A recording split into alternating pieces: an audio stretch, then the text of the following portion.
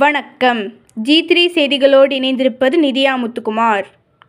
இந்திரவனம் பச்சையம்மன் கோவில் திருவிழாவில் 108 பெண்கள் பால்குடம் எடுத்து ஊர்வலம் வந்தனர். இனி விரிவான செய்திகள்.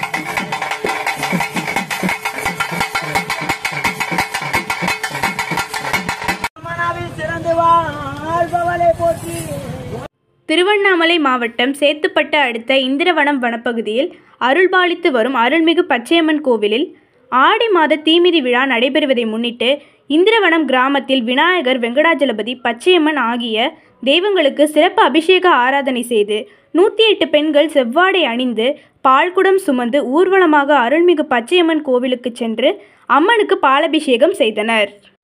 இதில் தமிழகத்தில் பல்வேறு பகுதிகளில் இருந்து திரளான பக்தர்கள் கலந்து கொண்டு சாமி தரிசனம் செய்தனர்.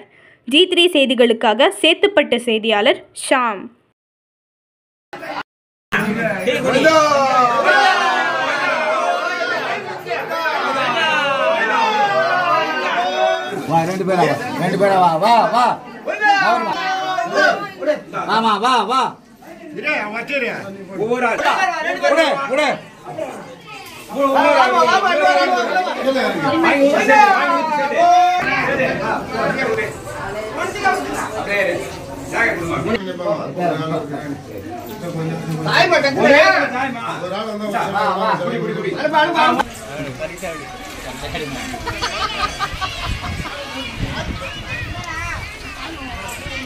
யாரும் சும்மா போக கூடாது.